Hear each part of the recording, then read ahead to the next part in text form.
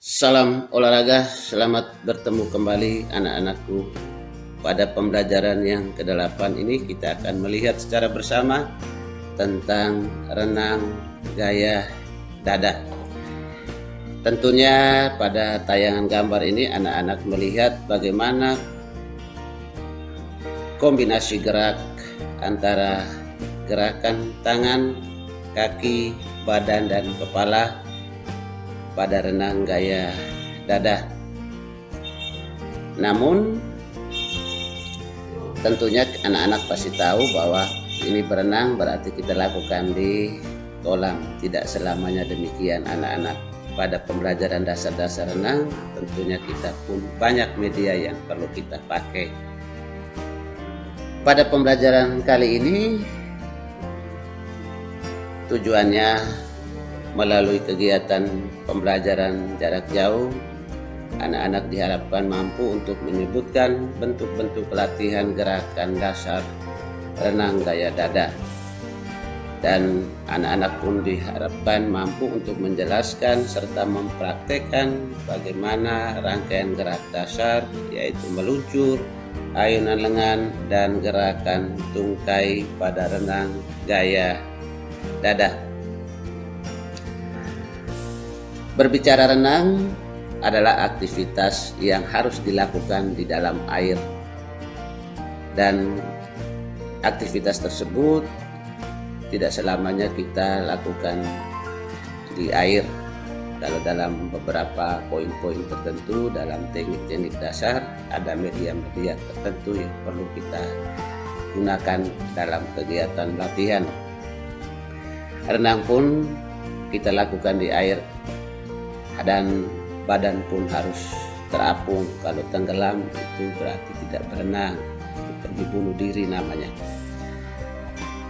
Dan renang merupakan olahraga yang paling baik untuk menjaga kesehatan tubuh.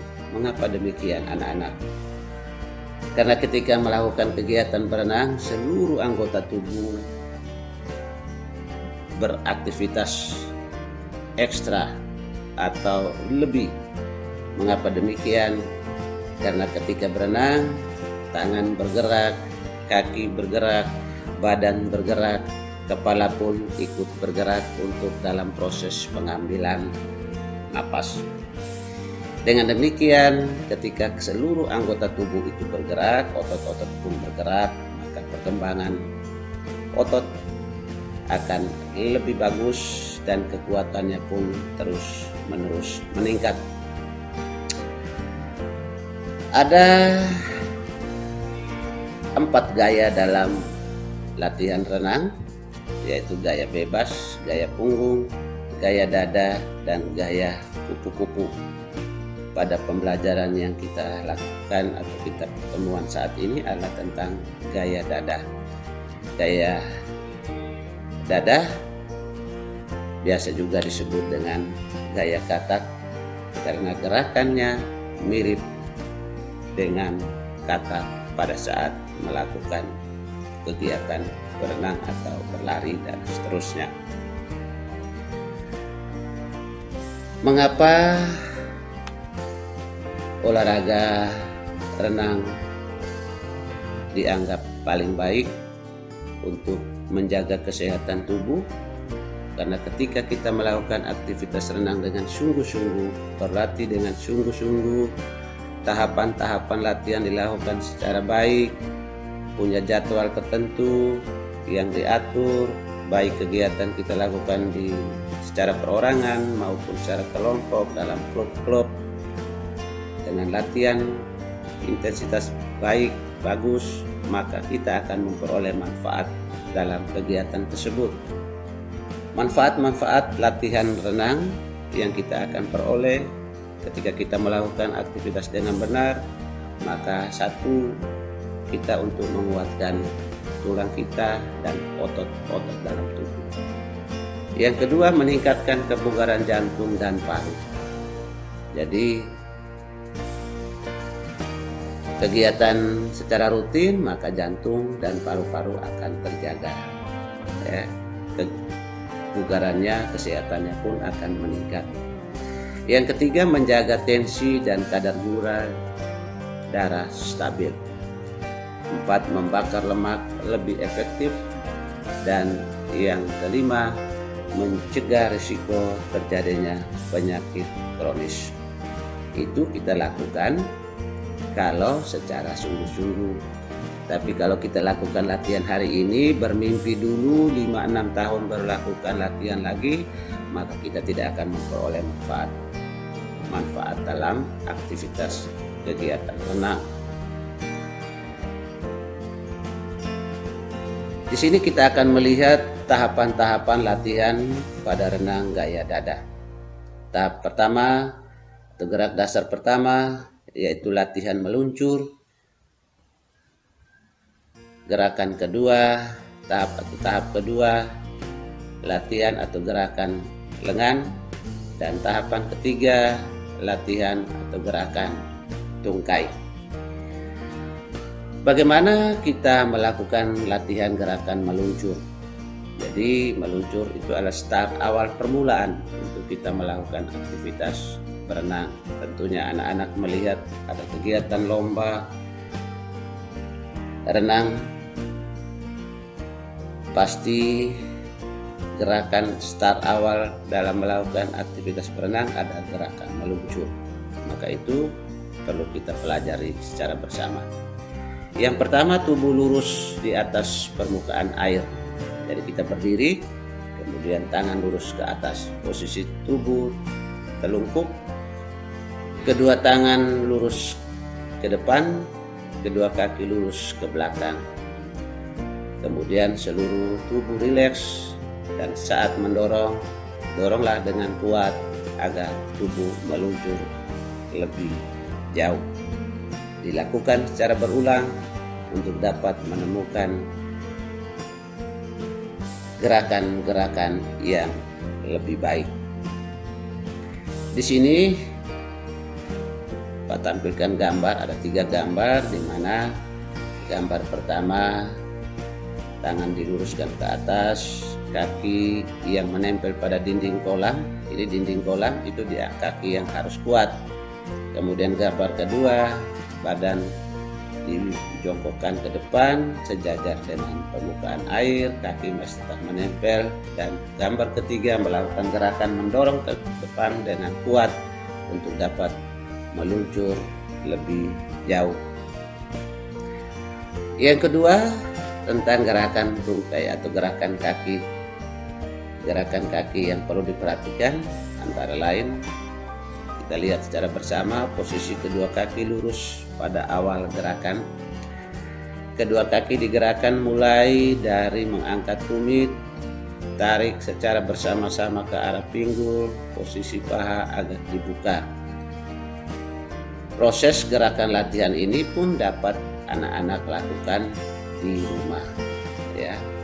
Tidak selamanya harus di kolam renang. Media banyak yang perlu kita lakukan latihan dasar ini, ya. Baik itu media lantai, rumah anak-anak masing-masing ataupun meja. Di sini kita lihat bagaimana yang tadi secara teori penjelasan, kita lihat gambar di sini.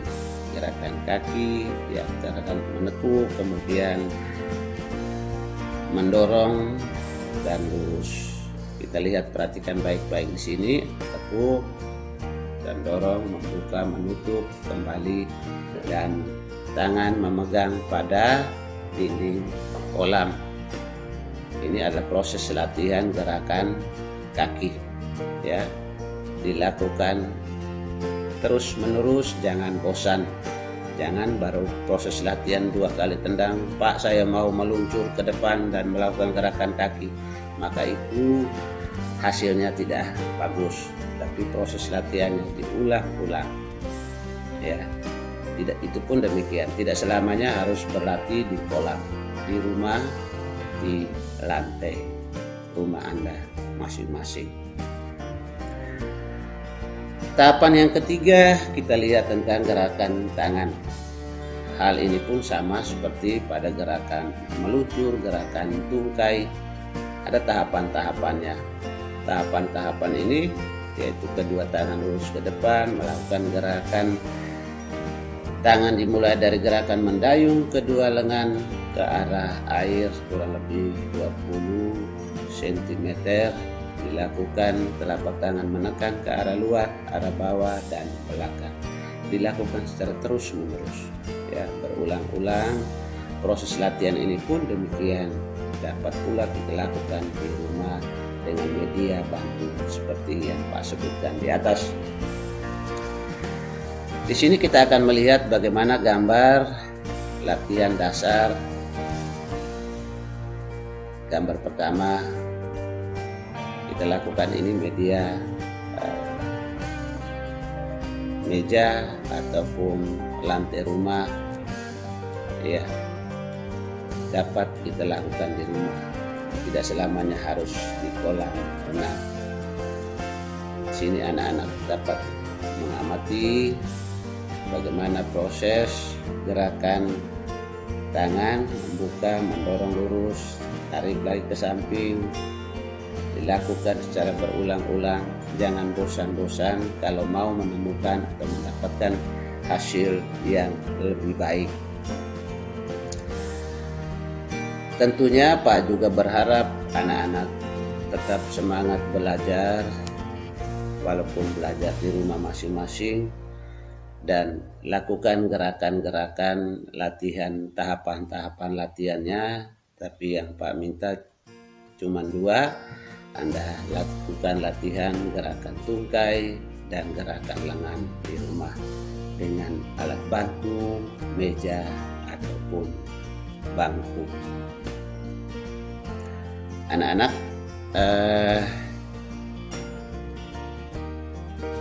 tentunya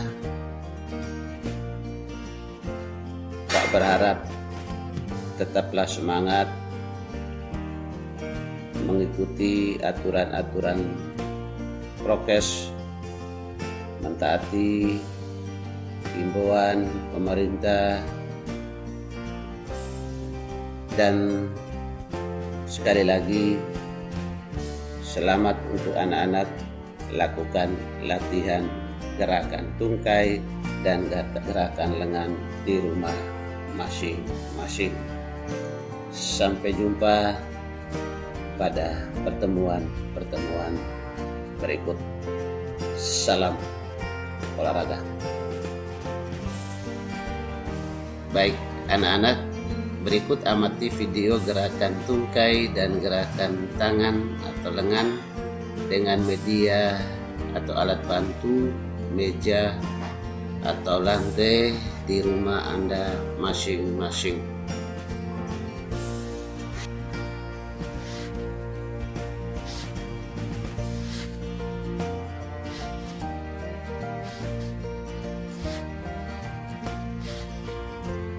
Ada berbagai bentuk latihan pada posisi gerakan tangan renang gaya dada.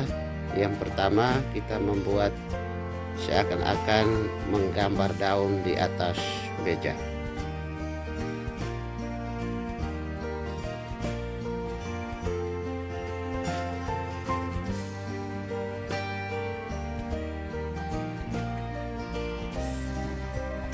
Gerakan dengan pada renang gaya dada dalam posisi tidur.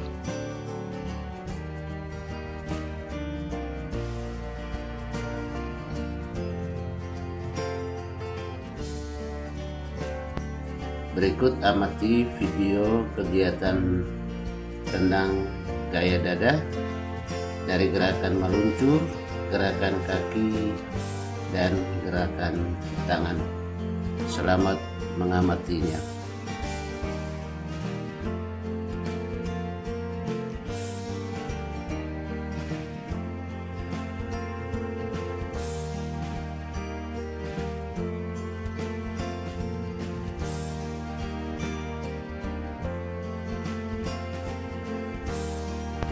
Berikut Pak titipkan tugas pengetahuan dan tugas keterampilan. Tugas pengetahuan ditulis dan dikirim ke WA Pak, dan keterampilan dibuat, kemudian di video dan dikirim ke WA pribadi Pak. Terima kasih.